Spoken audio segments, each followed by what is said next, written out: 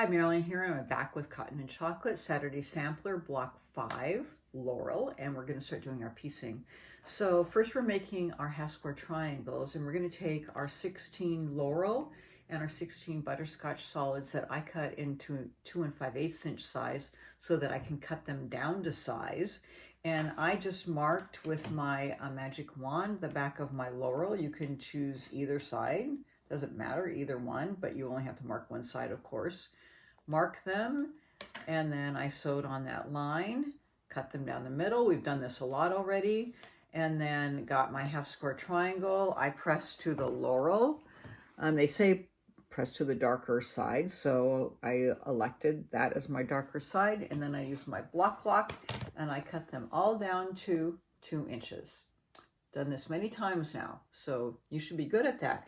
And you need to make 32. I know, it's a lot. You're making 4 blocks, and you need 2 on each corner. 2, 4, 6, 8. 8 in each block. 8 times 4 is 32. I'm doing math here. I know, it's exciting. Okay, so 32 of those. Whew. Okay, once you get that done, you're going to set up your corner block unit here. So when we're going to set these up, you have 2 in each corner, opposite each other. You're going to take your 1 2-inch block of butterscotch and 1 2-inch block of Laurel. Is there a right side up of the solid and not really? So you don't really have to worry about that, and that's your setup of your block, okay? So I always say piece 1 so that Jerry's changing it. Okay, so that it matches there. There you go. See? There you go. See how that works? See how that works? Okay. So anyways, you can sew one if you want to make sure that you have it right and have the same size. And then once you get that done, you can make the other 15 you need to make 16 blocks, okay? Sew them together. I run them all through. Press towards your solid square rather than your triangle of all of these. And then when you're done, you're going to press towards the A block, which is the butterscotch, okay? So you can see the pressing on the back. And when you're finished, this should equal 3.5 inches raw. You should easily be able to get to that size if you've cut these all, if these are all 2 inches and you have your good scant 1/4 inch. This should get to 3.5 inches pretty easily for you, but measure it to make sure, okay? So this is this block here. I'm going to pull this off to the side so it doesn't get in our way. And now when you turn this over, we're going to be making the little units that are right in here. So turn this over and you're going to see how these are. Now, these are very familiar pieces that we've made during a couple of the months. So these are using our folded corner clipper. Hooray! Yes, you're really used to this. So you're going to take your rectangle of your a green furrow, and you're going to make 16 of each side. You're going to be making some that fold one way and then one fold in a mirror image, okay? And 16 of each. And I want you to note the pressing on these, because in order to get them to nest, one has to be pressed one way and one has to be pressed the opposite way. And we've done this before, okay? So that they will nest when you piece them. So this is the finished piece, okay? So these will go together, and we've done this in 2 different months of previous blocks, okay? So this is the look of the block.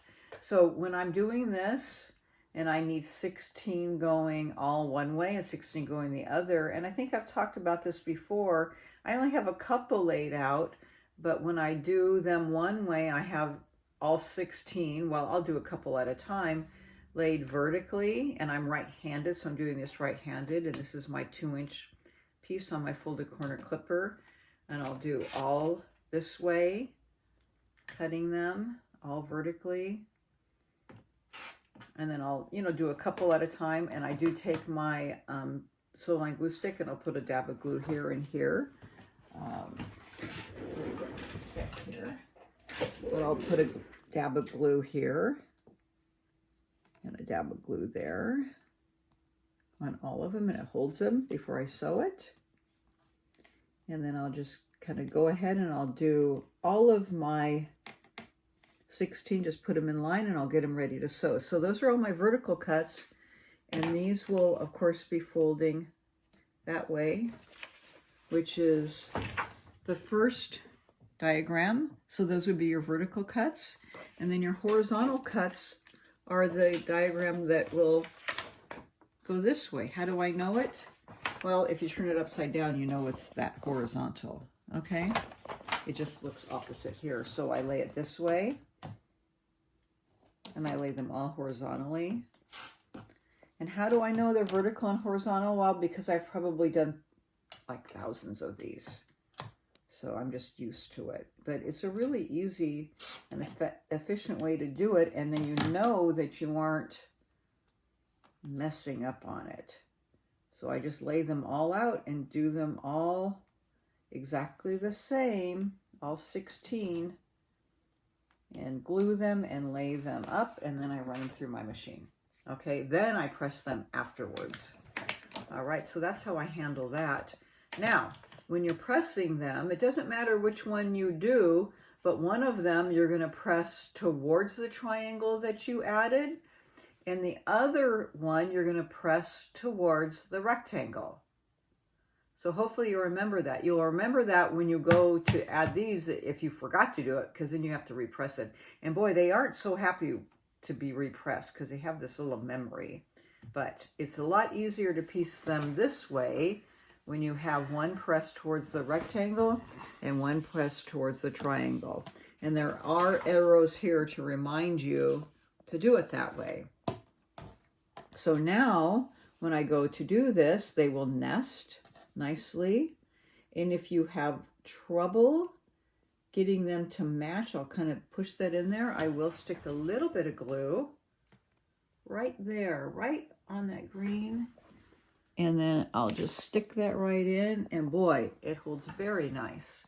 And my matches turn out perfect. And I'll sew it right there and it'll match. It matches easier for me with the glue than it does with the pin. Okay, and then these you will want to press open. Okay, and these should be 3.5 inches. So this is your goal. Okay, and these will be sitting like this. So that is your block right there. We'll have that sitting out, and we have one more. I have one more. I didn't make 4 of those, but you get the idea right there. I'm going to get these out of your way. Okay, so there's your block right here. And when you're putting this together, the suggestion is to press out and then press in towards the center and to press out. And are there any tricky matches? There really aren't in this block, so hooray!